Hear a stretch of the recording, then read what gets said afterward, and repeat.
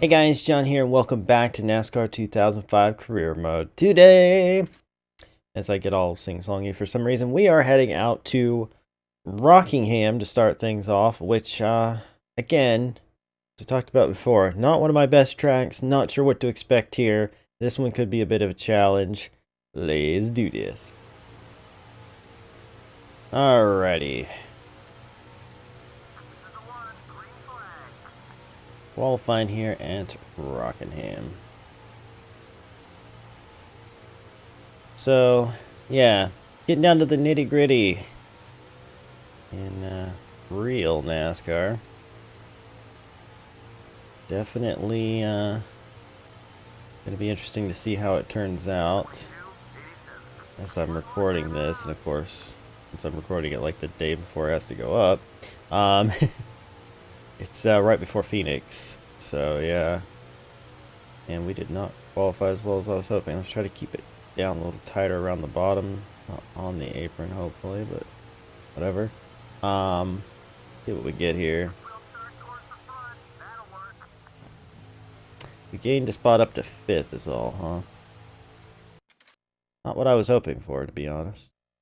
But we'll just have to see how the race goes for us here. It'll be tricky here at the start. But anyway, yeah. We'll see how Phoenix plays out. I'm hoping that the things change a little bit. As you guys probably know, not the biggest Joey Logano fan in the world. No offense to those that are, however few of you there might be.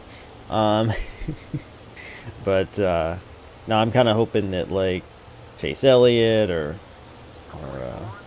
even Denny Hamlin, to be honest, could maybe could win at Phoenix, move their way into that Final Four, just make things a little bit more interesting, exciting. As for the other three that are in there, Truex, Kyle Busch, Harvick, I'm fine with either Truex or Harvick winning. Not a big fan of the idea of Kyle Busch winning, especially. Oh God, man, I am not handling very well here. Sorry. Not a big fan of the idea of Kyle Busch winning again, but yeah, not like I'm against Kyle Busch. I'm just kind of not a big fan of his attitude.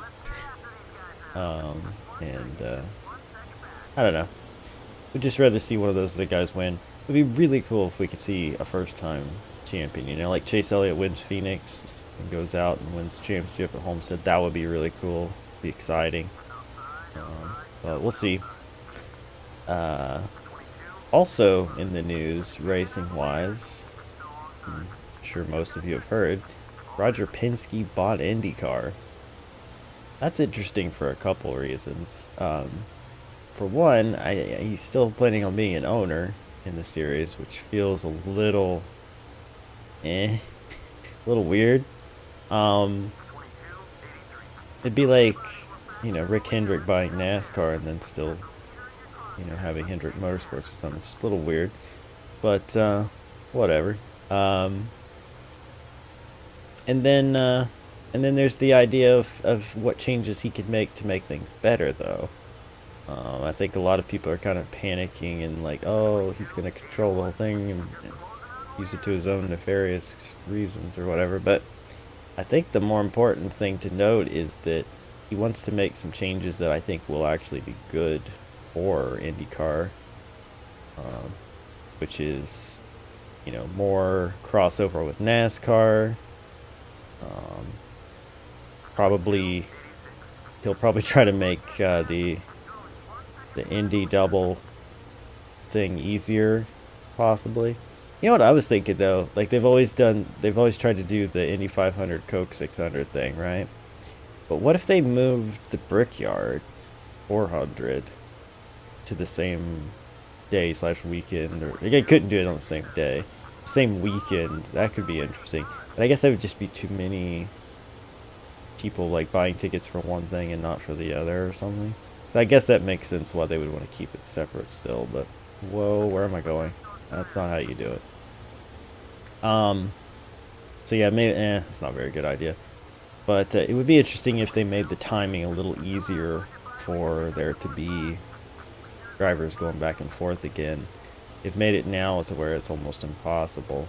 So, yeah. But then also just changes for Indianapolis Motor Speedway, which is part of that purchase he made, is he owns that track now, and he was saying, you know, Formula One could race there. You know, they could utilize the road course again, something they haven't done in a long time. You know, stuff like that. So that's interesting. I've caught this guy. Am I gonna be able to pass him? No, it's a question. He's being very defensive. I really gain on him going into the corner, but then I push up, which is not good.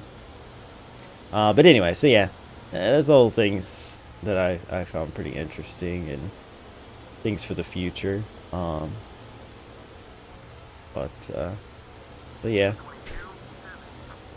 who knows what the future will hold for sure, I guess. But I think it could be good in the long run. I do think it's a little weird that he's still going to have a team. So there's that, but alright, we did give him a little bump there, but it wasn't enough to make him upset, so I feel like it's just good racing. We're gonna go with that. So we've taken the lead on lap 14, which is definitely longer than I thought it would take. He's diving it in on the apron, trying to get underneath me there. Definitely wants this spot back. So we'll see what happens if my handling gets worse as the race goes on. This guy could have another shot. Oh god, or I could just blow the entry to the turn there. Right, so I guess we're gonna have to get to try this again. Yeah, whoops, okay, now I hit him a lot harder that time, and still wasn't mad about it though. Just I catch him so much going into the corner. Oh god, okay, now that was a mistake. I dove it in way too deep there. It worked out for us for the moment though. Oh man, I just cannot keep this car down. But anyway, so yeah, some interest there. Next year is going to be interesting in a few ways. The next couple of years, I should say, because you've got the new schedule for NASCAR next year that I think is going to be pretty unique, pretty interesting. So we'll see how that plays out, and it's also sort of an experimental phase because they basically said this could just be the first step in changing up the schedule in big ways. Because obviously there's just a possibility of some new tracks getting in the mix, not next year, but in the future. So yeah, but also there's you know, in the next few years they'll have the new car type that they're going to be bringing in. They'll still be making changes to the packages as well, and the possibility of like Honda trying to get in there too in the next couple of years. So like there could be some things that actually reinvigorate me to actually try to watch NASCAR regularly again. We'll see. Again, one of the biggest aspects for me is just not having as many drivers still to root for. I mean, there's still some guys in there I root for, don't get me wrong, but when, you know, most of your main favorites retire / quit or whatever, it makes it a little harder to be enthusiastic about it, you know? It'd be like if you're a diehard, I don't know, let's say Dallas Cowboys fan. I'll throw this at James. You're a diehard Dallas Cowboys fan, and then the Dallas Cowboys just cease to be a team. Are you as excited about watching football, you know? Yeah, there's other teams that you may be, you know, like, okay, yeah, I like watching this person or that person or whatever, but like, you're not going to be as dedicated, right? And that's kind of how it was for me over these last few years as these guys sort of just dropped off. So it's been difficult. Man, I just can't shake this guy because I can't keep this car on the bottom. It's crazy. So yeah, that's just part of what led to that for me. Plus the politics of it, the whole, drivers losing their rides simply because someone else was quote unquote more marketable or whatever. That kind of stuff irritated me a lot.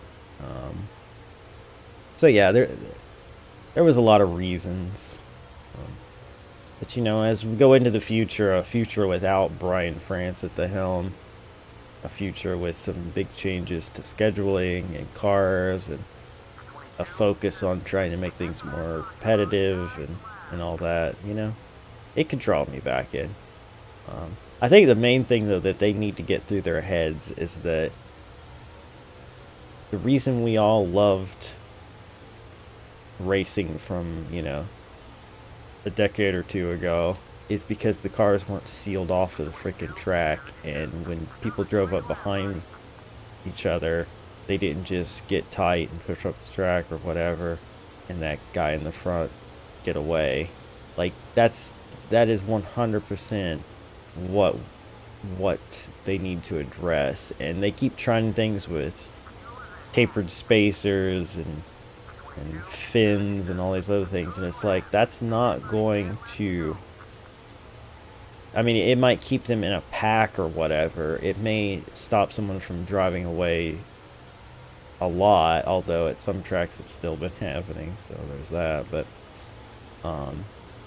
it's not going to resolve the main issue, which is the cars just shouldn't be sealed to the track. Like, that's the problem. So until they address that kind of thing, I don't know. I don't think the racing will ever be as good. And of course, a lot of you will be like, but John, back at this time you were talking about, there were races where guys won by 10 seconds earlier. And it's like, yeah, that's true. But they didn't win because, hey, I stayed out and got clean air, and that's the reason I won. Now, maybe at certain tracks it did happen occasionally, and then there was fuel mileage, and there was things like that, or just a team was just better that week and they dominated. But like, more often than not, I'm really tired of the situation where it's like, okay, this guy's passed 3 or 4 people, he's got up to the leader, and that's it, he can't do anymore. It's just like, ugh, annoying. But I also don't want to see every track become restrictor plate racing either. That's another thing about the taper spacer. It's like keeping everybody within range of each other or whatever. The draft being a big part of that, and it's like, that's okay, but it's not a solution that's gonna really resolve the problem, in my opinion. But whatever. Anyway, this race is almost over, and yet this guy's still about a tenth of his height. He's like right behind me because I can't keep this thing glued down. Oh, he pushed up high that time in 1 and 2, so that gave me some breathing room. Every now and then he overdrives it trying to get to me, and then he suffers for it. My handling has definitely not been great in this race. That is for sure.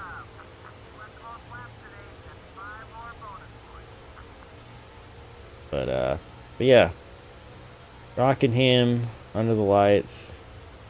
I mean, it didn't always have the best races, but I do remember a few races here that had some really great finishes, really exciting races. And I do miss it being a part of the schedule. And I really think it still could be. I mean, obviously, it's gone through its fair share of issues with ownership and maintenance and things, but I feel like it could be back in the fold again at some point. One of the things that hurt attendance for them, which is what led them to taking it out, I think, is because they had it so early in the year and it was still freaking cold. And people were like, I don't want to go sit and freeze to death. I'll just watch it on TV. So maybe if they bring it back, they should run, like the summer or something. At least the spring. Anyway, Pushed up, he got a big run. This is the white flag. He's got a chance here. If I blow 3 and 4, he's there. So I'm going to try to go in a little bit of a protective line here. Yep, he pushed up there. And it looks like we are going to hold on to win this race. We had to work for that one. We really did.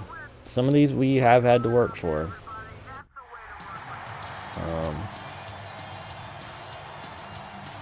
We definitely... Oh, crap. Well, it's fine. I don't know why I'm so bad at burnouts in this modified. Anyway, we led 23 of the 36 laps.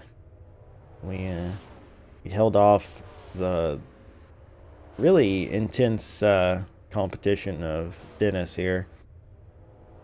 We made a little contact here and there with some people, but otherwise, pretty good race. The rest of them. And yeah, let us get to victory lane. Aw, yeah. Alright guys, nothing popped up, phone calls or offers in between, so we are just heading on out to New Hampshire. This one I'm guessing is probably going to be a runaway, but hey, we'll see. Alright, let's get qualified here. I had to wait for a bit there in between because neighbors started mowing. They actually are still mowing, but they're on the other end of their property. Plot, whatever you want to call it. And I don't think it'll be picking up, but if you hear it, I apologize, but I really don't have much time in order to get this done, so we're doing it. Alright, pole, so we're gonna be one and done there. Let us see. Oh yeah, we got that by a lot, and I wasn't even running that good of a line, so this race is gonna be a lot different than the last one, I feel. Well, let's see.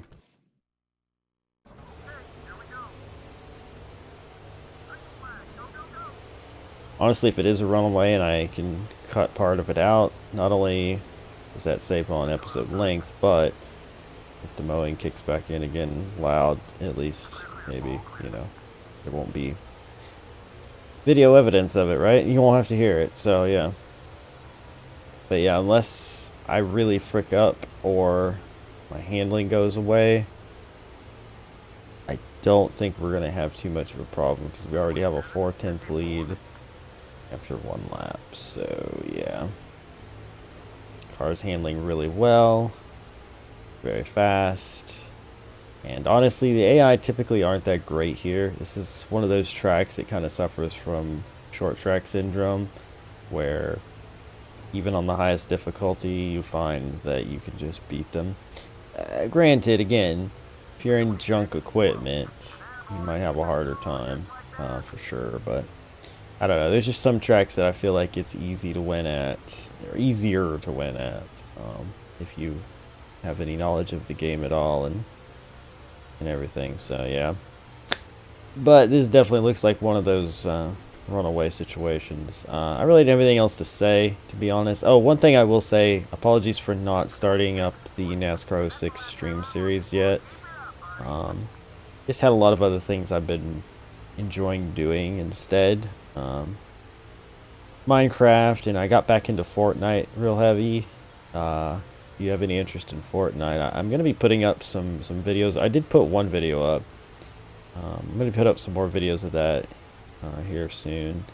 And just been streaming that a lot, having a lot of fun with it, getting wins, which makes it definitely more fun when you can actually win. And also trying a couple different things out. But one of these days here in the near future, I will be starting that up, so you'll be able to see the episodes of that. The stream VOD goes up as an episode, whatever, soon, hopefully. So yeah.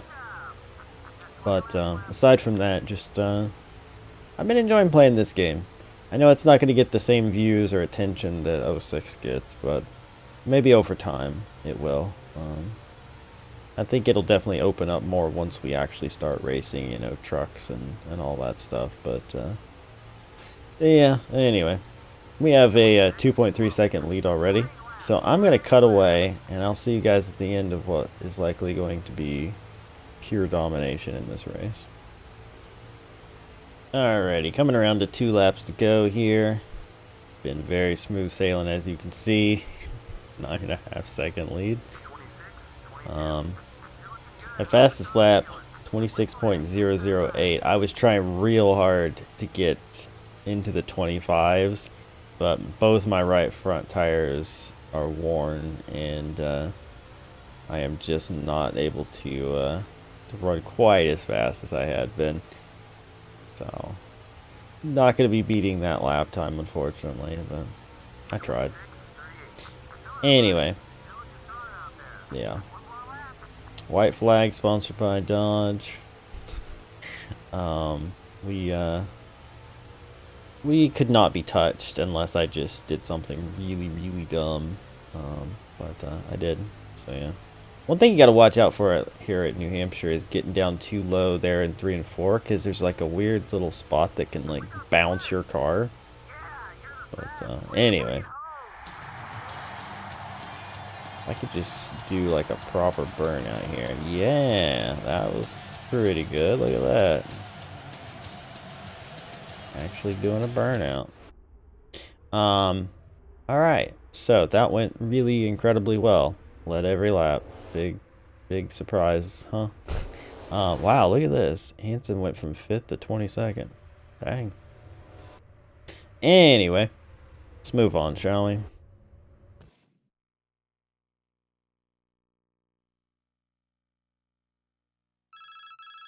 Hey now. I got some great news for you. We got a Craftsman truck team that can't wait to get a test session going with you. Awesome. Huh. Well, nah, let's save that for next episode, actually. We'll start off the next episode with this test session at the Milwaukee Mile. Love that track. That'll be fun. Again, we're not going to be taking any of these offers realistically until maybe right before the end of the season, just to get one race in or something. But yeah, still, it's fun to do them and see kind of what we could expect for having teams offering us stuff for next season, I guess. But let's go back and look at the point standings.